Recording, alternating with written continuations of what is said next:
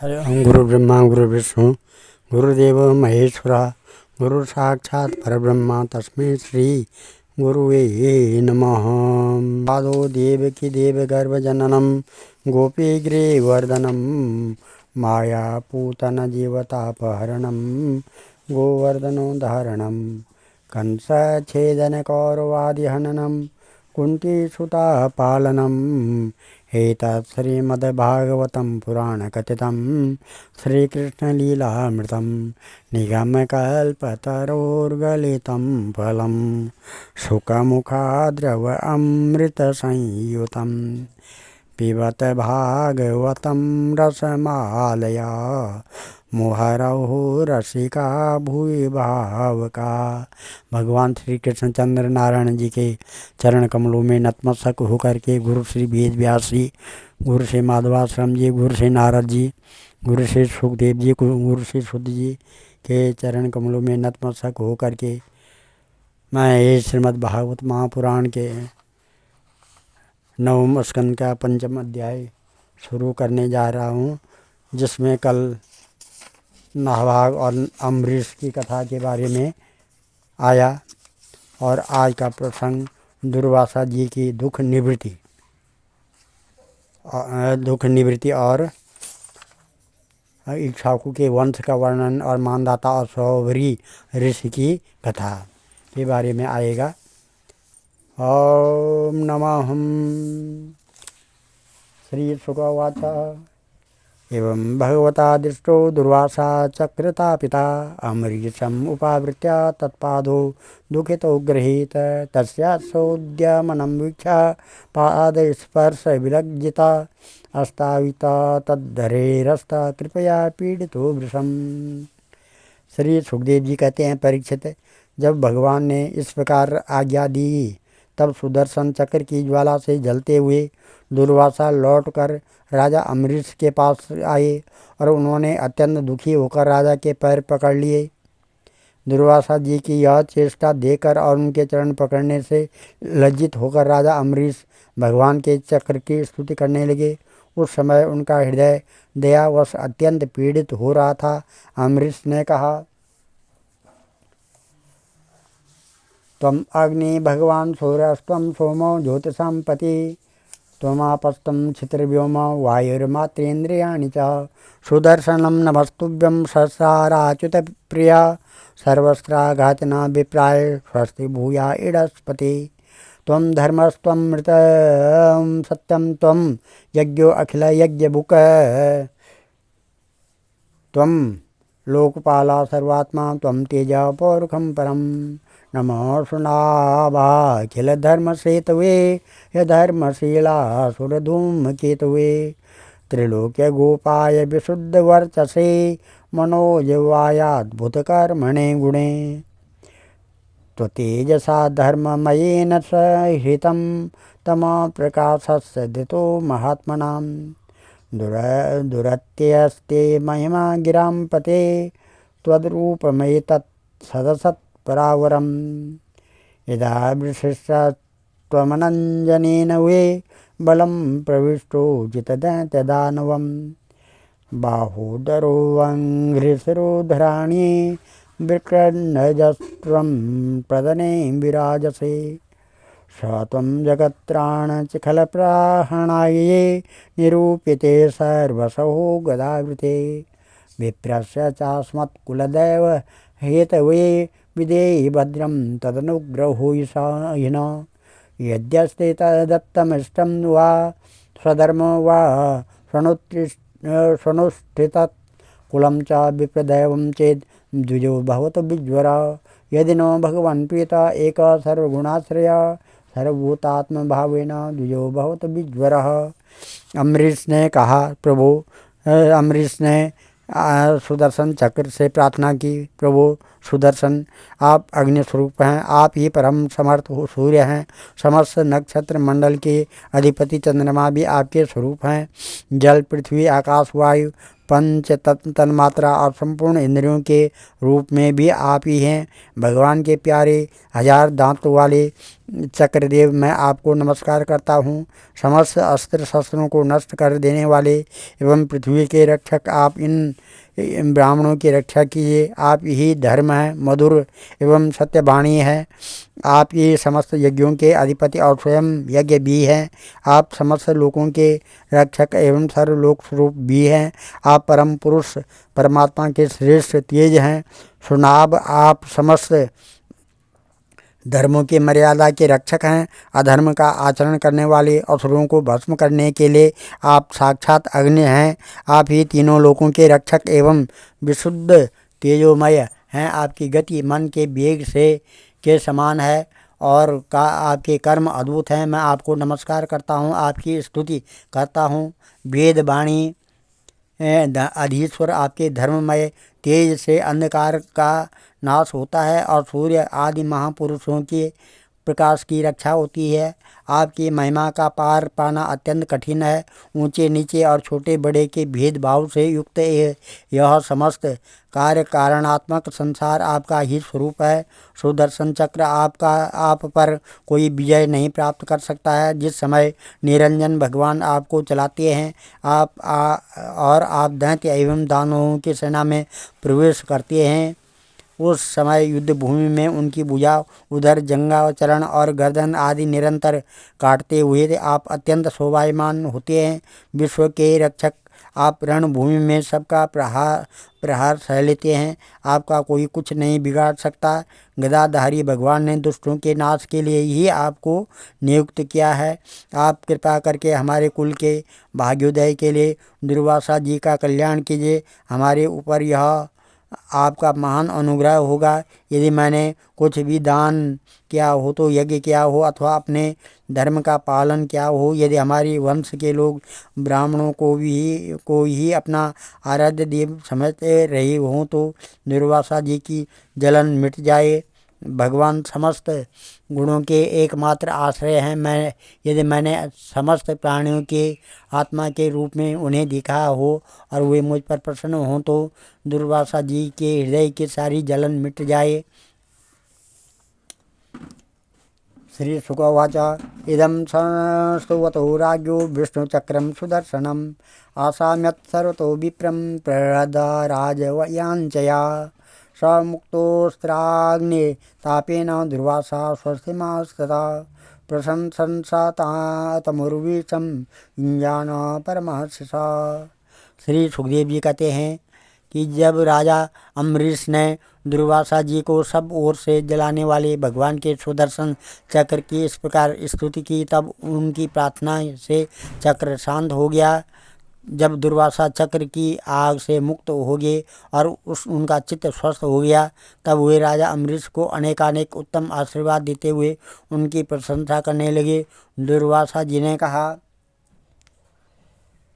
अहो अनंतदासानां महत्वा दुष्मध्यमे कृतागसोऽपि यद्राजन् मंगलानि समीहसे दुष्कर कोऽनु साधूनां दुस्त्यजो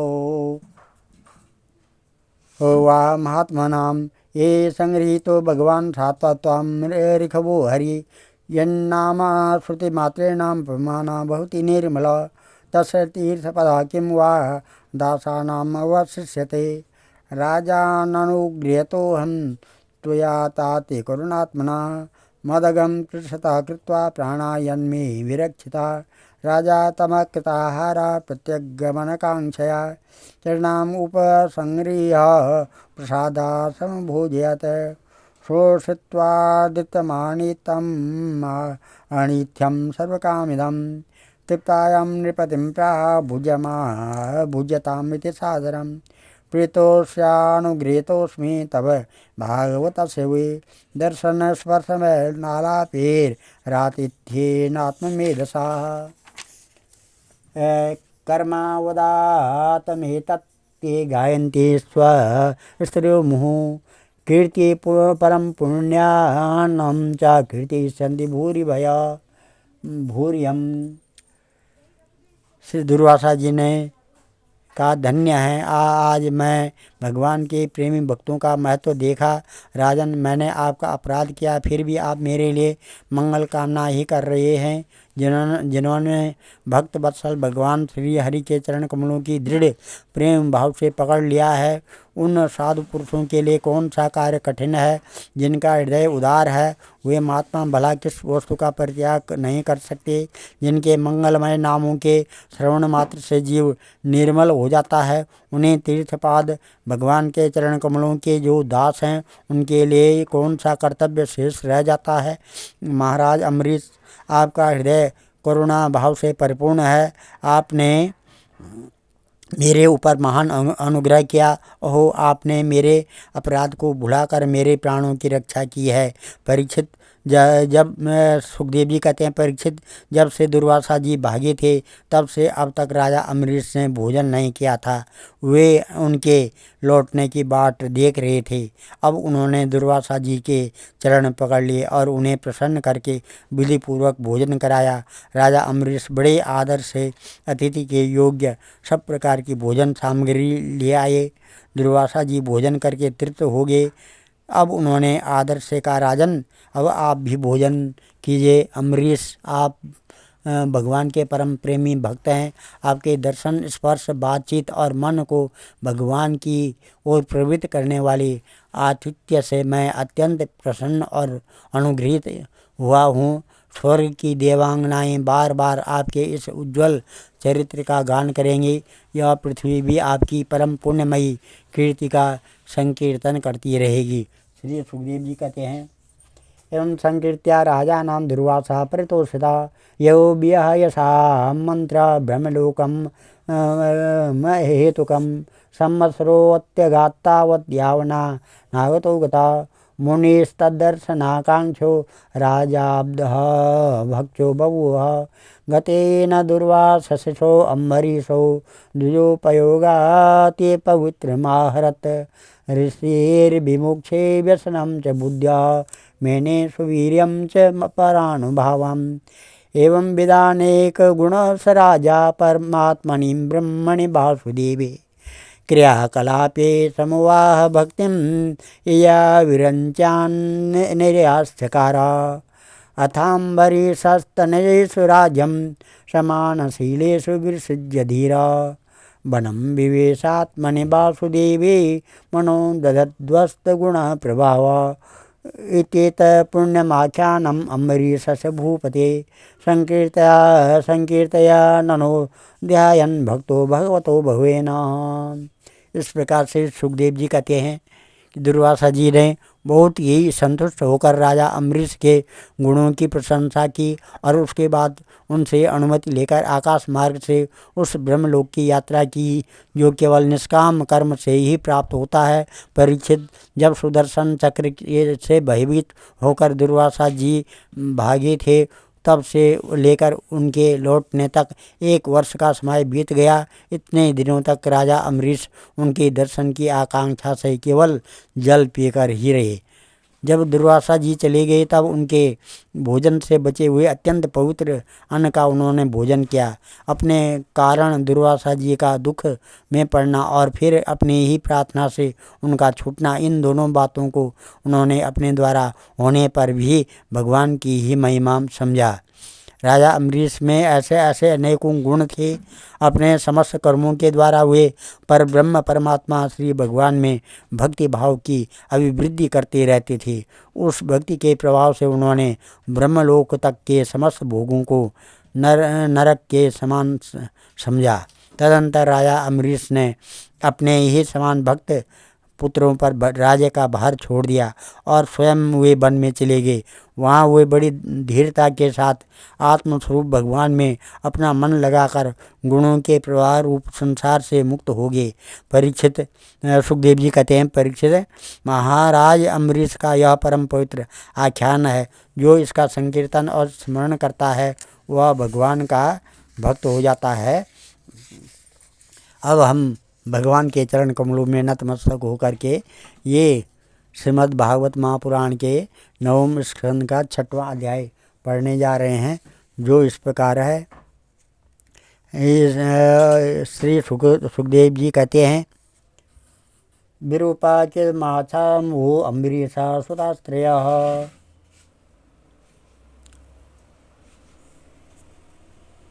विरूपात बृहद्सोद्भूत तत्पुत्रस्य रथीतरस्यात् प्रजस्य भार्यायां तन्वीर्तिता अंगिरा जनयामास ब्रह्मवर्चस्विना सुतान् इति क्षेत्रे प्रसूता वै पुनस्त्वाङ्गिरसं स्मृता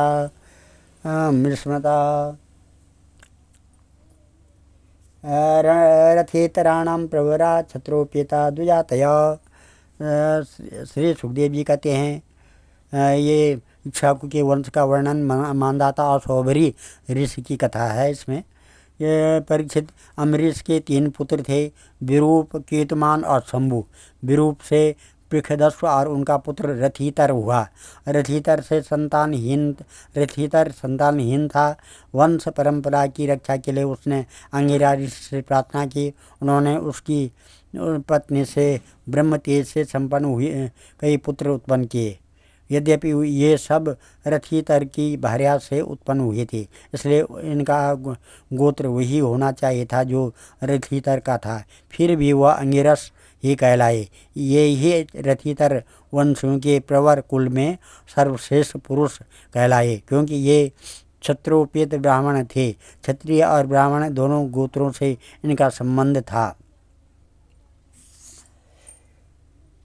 छुअतसो मनोजज्ञे इक्ष्वाकु घ्राणता सुतः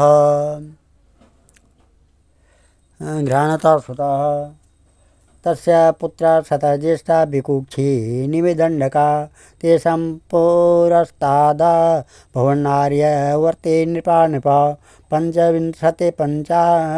पश्चात् त्रयो मध्ये परिणतः स एकादाष्टकसहस्राद्रे इक्ष्वाकु सुतमादिशत् मांसमानीयतं मेद्यं विकुक्षे गच्छमाचिरं तथेतजे स वनं गत्वा मृगान् हत्वा क्रियारणां श्रान्तो बुभुक्षितो वीर शशं चादापस्मृता शेषं निवेदयामास पित्रे तेन च तद्गुरु चोदिता भोक्ष्य प्रोक्षमायाः दुष्टभ एतत् कर्म ज्ञात्वा पुत्रस्य तत्कर्म गुरूणां विहितं नृप देशानिः सारयामास सुतं त्यक्ता विधिं रुषा स तो विप्रेण संवादं जापकेन समाचरन् त्यक्त्वा कलेवरं योगी स तेनावापयत्परं पितुर्योर्परते व्येत्य विकुक्षी पृथ्वी इमां शासदीजे हरियज्ञे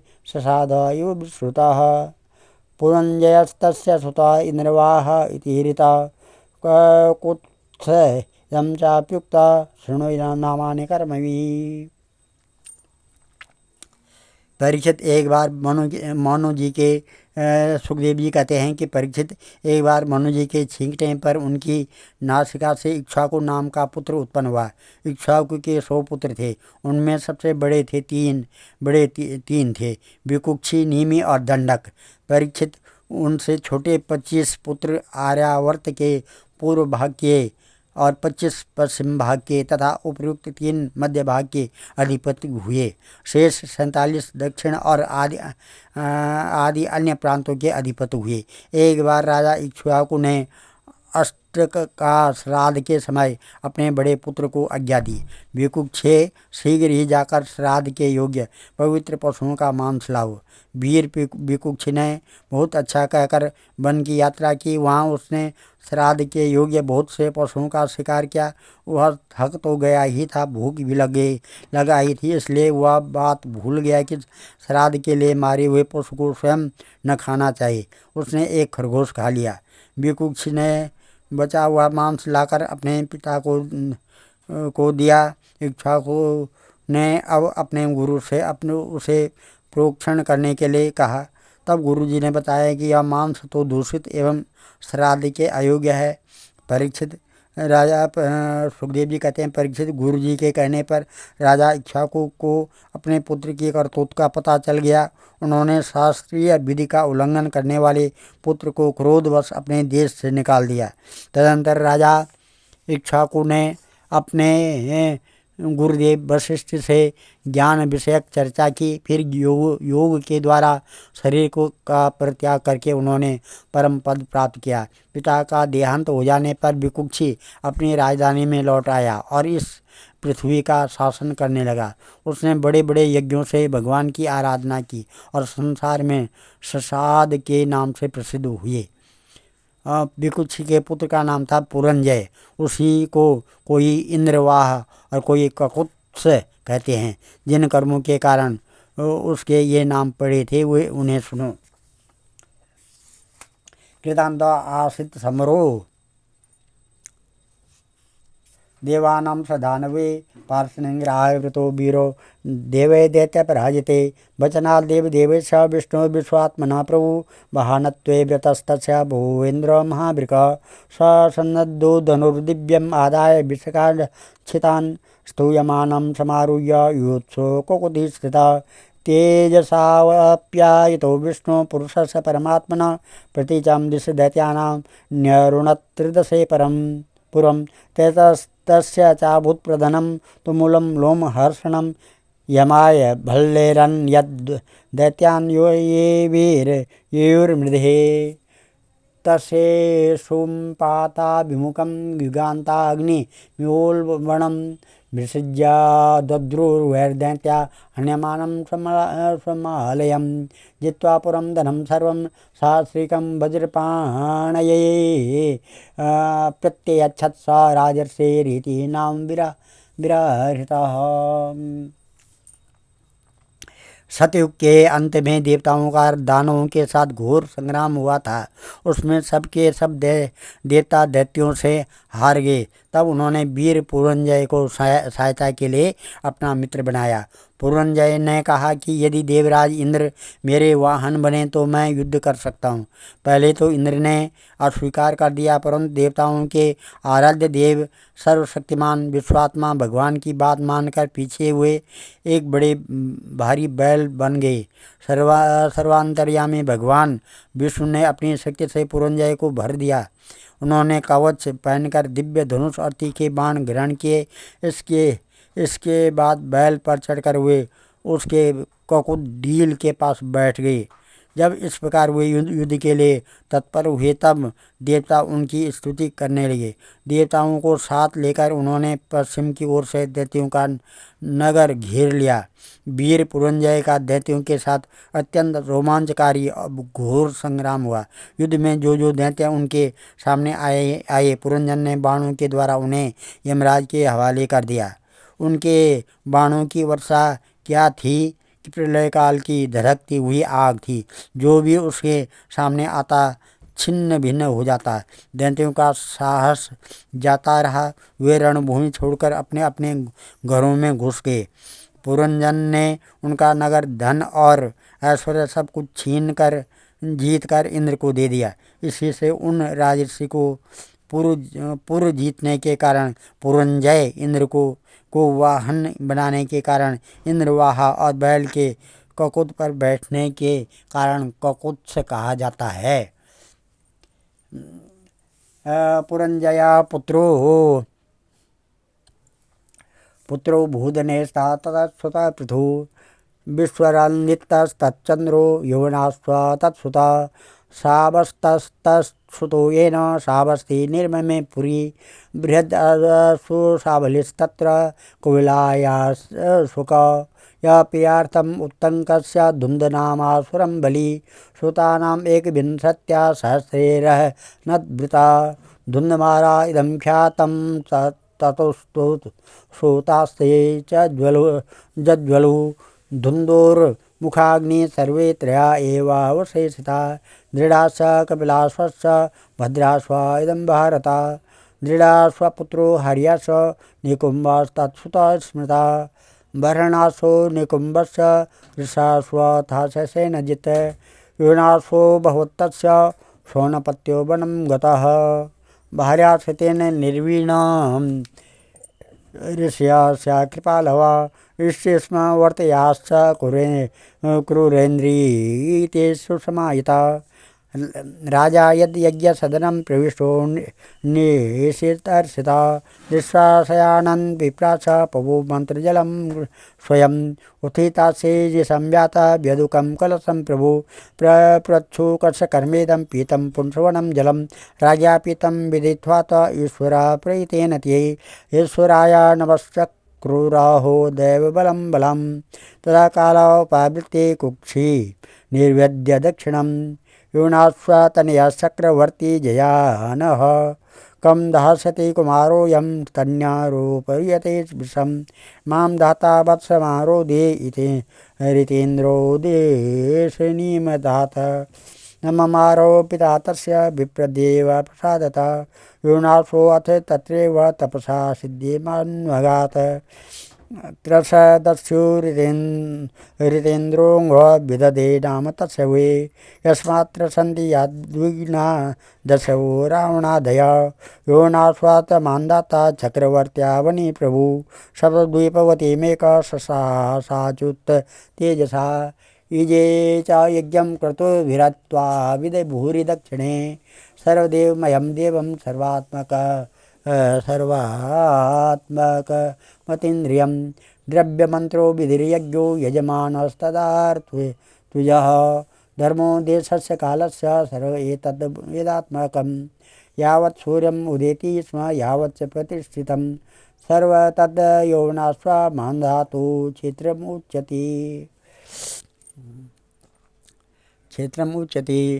पुरंजय का पुत्र था अनेना, उसका पुत्र पृथु हुआ।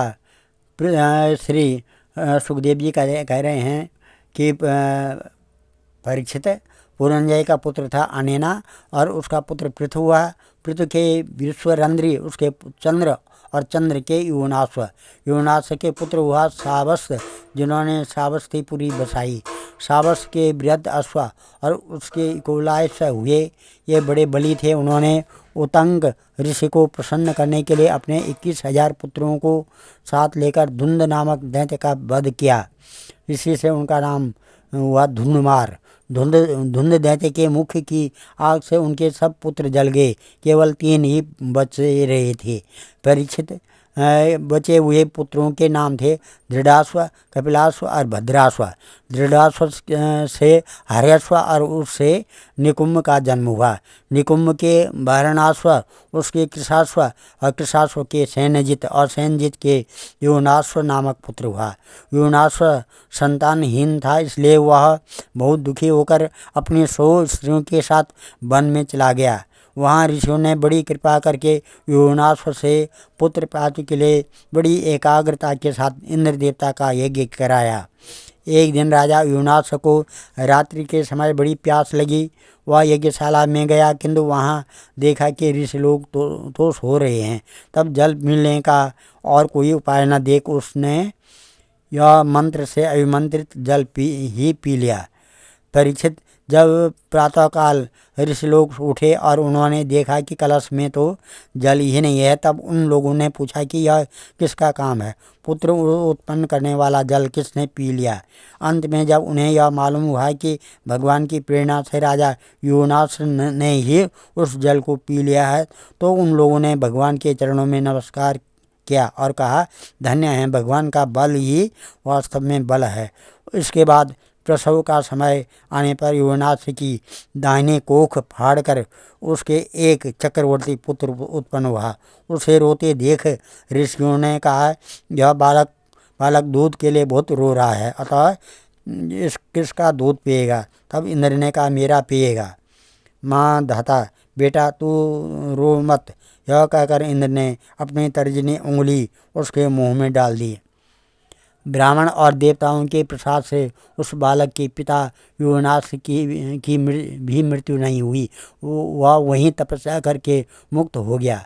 परीक्षित, इंद्र ने उस बालक का नाम रखा तसदस्यु, क्योंकि रावण आदि 10 लुटेरे उससे उद्विग्न एवं भयभीत रहते थे।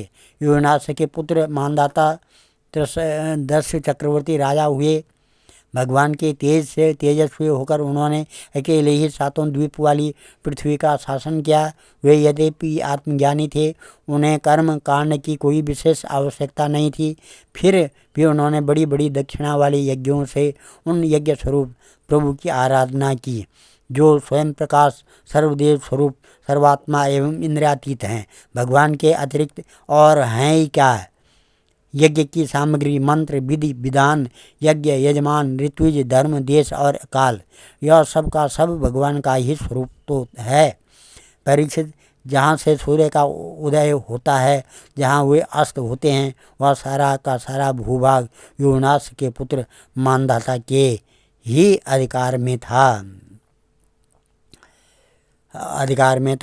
इस प्रकार से सस बिंदुर दुहितरी बिंदुमत्या मदानप पुरुकुत्सा अमरीशम मुचकुंदो च योगिनां तेषां स्वसारा पंचाशत् सौभरिं वब्रेपतिं यमुनान्तर्जले मग्नं तस्य मान परं तप निवृत्तिं मीनराजस्य वीक्षा मैथुनधर्मिणा जाता स्प्रियो नृपं विप्र कन्यामेकाययाचत सोऽप्याग्र्यतं ब्रह्मन् कामं कन्या स्वयंवरे स विचिन्त्या प्रियं श्रीणं जठोऽयं सम्मता वलिपयते जक्त इत्यहं प्रत्युदाहृता साध इष्ये तथात्मानं सुरस्त्रीणामपि ईप्सितं किं पुनर्मनुजेन्द्राणाम् इदं व्यवसिता प्रभु मुनिप्रवेशिता छत्रा कन्यान्ता पुरमरिद्धिमत वृतश्च राजकन्याभिरेक पंचशताम्बर तासां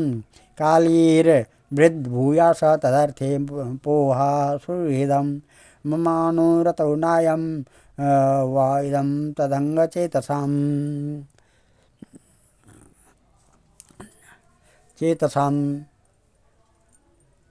इस प्रकार से सस बिंदु और दुहित, इस प्रकार से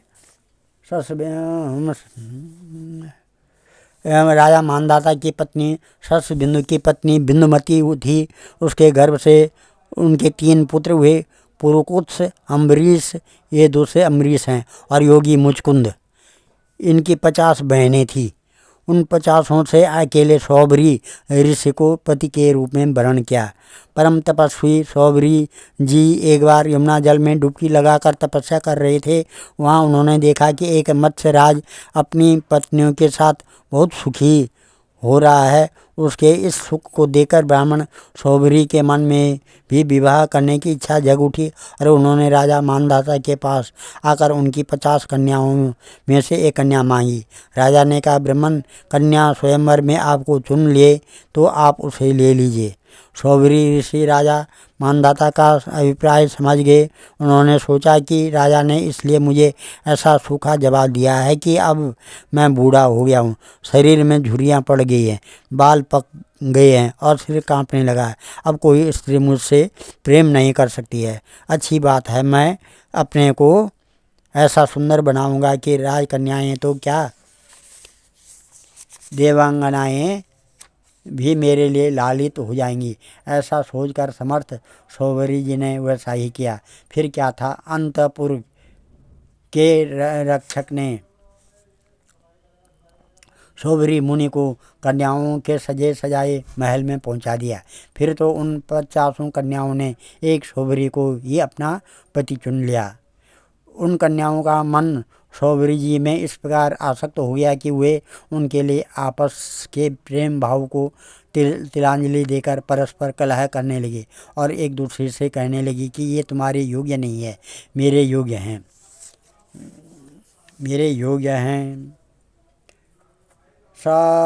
सबर्विचस्ता विरापाणीव तपश्रिया नार्घ्य परिच्छदेषु गृहेषु नानोपवनामलाभ्य सरस्सु सौगन्धिककाननेषु महार्यशय्यासनवस्त्रभूषण स्नानानुलेपाभ्य हारमालके स्वलङ्कृता स्त्री पुरुषेषु नित्यदा रेमेनुगाया द्विजबृहस्पतिः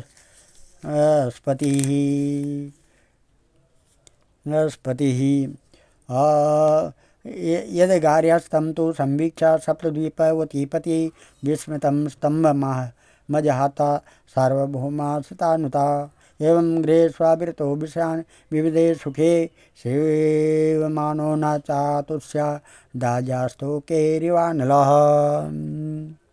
फिर क्या था, अंतपुर के रक्षक ने सौबरी मुनि को कन्याओं के सजे सजाए महल में पहुंचा दिया। फिर तो उन 50 राजकन्याओं ने एक सौबरी को ही अपना पति चुन लिया और ऋग्वेदी सौबरी ने उन सभी का पाणी ग्रहण कर लिया। वे अपनी अपार तपस्या के प्रभाव से बहुमूल्य सामग्रियों से सुसज्जित अनेकों उपवनों और निर्मल जल से परिपूर्ण सरोवरों से युक्त एवं सौगंधिक पुष्पों के बगीचों से घिरे महलों में बहुमूल्य शैया, आसन, वस्त्र, आभूषण, स्नान, अनुलेपन, सुस्वादु भोजन और पुष्पमालाओं के द्वारा अपनी पत्नियों के साथ विहार करने लगे। सुंदर सुंदर वस्त्र आभूषण धारण के स्त्री पुरुष सर्वदा उनकी सेवा में लगे रहते। कहीं पक्षी चहकते रहते तो कहीं भौरे गुंजार करते रहते और कहीं कहीं बंदीजन उनकी बिरदावली का बखान करते रहते। सप्तद्वीपवती पृथ्वी के स्वामी मंदाता सौभरी जी की इस गृहस्थी का सुख देखकर आश्चर्यचकित हो गए। उनका यह गर्व कि मैं सार्वभौम संपत्ति का स्वामी हूँ जाता रहा। इस प्रकार सौभरी जी गृहस्थी के मुख में सुख में रम गए और अपनी निरोग इंद्रियों से अनेकों विषयों का सेवन करते रहे। फिर भी जैसे घी की बूंदों से आग तृप्त नहीं होती, वैसे ही उन्हें संतोष नहीं हुआ। श्री सुखवाच संतोष नहीं हुआ। सकदाचित्ता उपासीनम आत्मपौवात्मना ददर्श भविचार्यायो मीन संग समुपस्थिता। अहो इमं पश्यत मे विनाशं तपस्विनां सच्च चरितव्रतस्य अन्तर्जले वारिचर प्रसंगात् प्रत्याहुतं ब्रह्मचिरं धृतं यत् संगं त्यजेति मिथुनव्रतिनां मुमुक्षु सर्वात्मनां न विसृजेत् बहिरिन्द्रियाणि एकश्चरन् रहस्यचित्तमनन्त ईशे युञ्जीत तद्व्रति सुसाधु सुचेत प्रसंगा। एकस्तपस्या व्यमथाम्बसि मत्स्यसंगात् पंचाशदा समुत पंचसहस्रवर्गा नान्तं व्रजम्यो भयकृत् स मनोरथानां माया गुणे हितमति विषयेऽर्थभावा से भावा। इस प्रकार से ऋग्वेदाचार्य सौभरी जी एक दिन स्वस्थ चित्त से बैठे हुए थे। उस समय उन्होंने देखा कि मत्स्य राज के क्षण भर के संग से मैं किस प्रकार अपनी तपस्या तथा अपना आपातक खो बैठा। वे सोचने लगे, अरे मैं तो बड़ा तपस्वी था, मैंने भली भांति अपने व्रतों का अनुष्ठान भी किया था। मेरा यह अध्यापतन तो देखो, मैंने दीर्घ काल से अपने ब्रह्म तेज को अक्षुण्ण रखा था, परंतु जल के भीतर विहार करती हुई एक मछली के संसर्ग से मेरा वह ब्रह्म तेज नष्ट हो गया। अतः जिसे मोक्ष की इच्छा है उस पुरुष को चाहिए कि वह भोगी प्राणियों का संग सर्वथा छोड़ दे और एक क्षण के लिए भी अपनी इंद्रियों को बहिर्मुख न होने दे, अकेला ही रहे और एकांत में अपने चित्त को सर्वशक्तिमान भगवान में ही लगा दे। यदि संग करने की आवश्यकता हो तो भगवान के अनन्य प्रेमी निष्ठावान महात्माओं का ही संग करे। मैं पहले एकांत में अकेला ही तपस्या में संलग्न था, फिर जल में मछली का संग होने से विवाह करके 50 हो गया और फिर संतानों के रूप में 5000 विषयों में सत्य बुद्धि होने के माया के गुणों से ने मेरी बुद्धि हर ली। अब तो लोक और परलोक के संबंध में मेरा मन इतनी लालसाओं से भर गया है कि मैं किसी तरह उनका पार ही नहीं पाता। एवं वसंगृहे कालम विरक्तो न्यासमस्थिता बलम जगाम मनो ययो तत्पत्न्या पतिदेवता तत्र तप्त्वा तपस्तीक्षणम् आत्मकर्षणम् आत्मवान् स एवाग्नि विरात्मानं योज परमात्मनि तः स्वपतिर्महाराजा नैक्षुमात्मिकं गतिम् अन्वेयुस्तत्प्रभावेण अग्निशान्तामिवर्षेचिथा। इस प्रकार विचार करते हुए वे कुछ दिनों तक तो घर में ही रहे। फिर विरक्त होकर उन्होंने संन्यास ले लिया और वे वन में चले गए। अपने पति को ही सर्वस्व मानने वाली उनकी पत्नियों ने भी उनके साथ ही वन की यात्रा की। वहाँ जाकर परम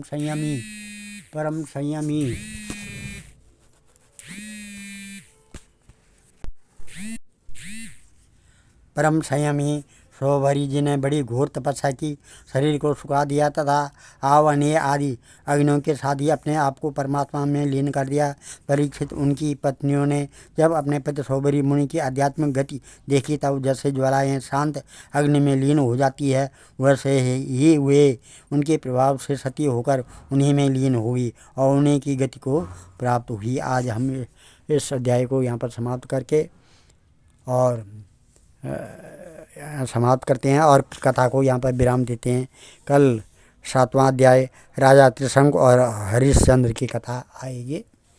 ओम नमः ध्येयं सदा परिभवग्नमविष्टदोहं तीर्थात्पदं शिववीरञ्चनुतं शरण्यं भृत्यातिहं प्रणतपालभवाब्धिपोतं वन्दे महापुरुषते चरणारविन्दं भजे ब्रजैकमण्डनं समस्तपापखण्डनं स्वभक्तचित्तरञ्जनं सदैव नन्दनन्दनं सुपृच्छगुच्छमस्तकं सुनादवेणुहस्तकम् अनङ्गरङ्गसागरं नमामि कृष्णनागरं मनोजगर्वमोचनं विशाललोललोचनं विधूतगोपशोचनं नमामि पद्मलोचनं करारविन्दभूधरं स्मृतावलोकसुन्दरं महेन्द्रमानधारणं नमामि कृष्णवारणं कदम्बशूनकुण्डलं सुचारुगण्डमण्डनं मृजाङ्गनैकवल्लभं नमामि कृष्णदुर्लभं यशोदया समोदया सगोपया सनन्दया युतं सुखैकदायकं नमामि गोपनायकं सदैव पादपङ्कजं मदीयमानसे निजं ददानमुत्तमालकं नमामि नन्दबालकं समस्तदोषशोषणं समस्तलोकपोषणं समस्तगोपमानसं नमामि नन्दलालसं भोभरावतारकं भवादिकर्णधारकं यशोमतीकिशोरकं नमामि चित्तचोरकं दृगन्धकान्तभङ्गिनं सदा सदालिसंज्ञिनं दिने दिने नवं नवं नमामि नन्दसम्भवं गुणाकरं सुखाकरं कृपाकरं कृपापरं सुरदुषिनिकन्दनं नमामि गोपनन्दनं नवीनगोपनागरं नवीनकेलिलम्पटं नमामि मेघसुन्दरं तडित्प्रवालसर्पटं समस्तगोपनन्दनं हृदम्बुजैकमोदनं नमामि कुञ्जमध्यगं प्रसन्नभानुशोभनं निकामकामदायकं दृगन्धचारुसायकं रसालवेणुगायकं नमामि कुञ्जनायकं विदग्धगोपिकामनोमनोज्ञतल्पसायिनं नमामि कुञ्जकानने प्रविद्धवह्निपानीयं किशोरिकान्तिरञ्जितं दृगज्जनं सुशोभितं गजेन्द्रमोक्षकारणं नमामि श्रीविहारिणं यदा तदा यथा तथा तथैव कृष्णसत्कथा मया सदैव गीयतां तथा कृपा विधीयतां प्रमाणकाष्ठकाद्वयं जपतदित्यया पुमान् भुविष्ठनन्दनन्दने बहुवे बहुवेषु भक्तिमान्। सर्वे भवन्तु सुखिनः, सर्वे सन्तु निरामया, सर्वे भद्राणि पश्यन्तु, मा कश्चित् दुःखभाग् भवेत्। धन्यवाद।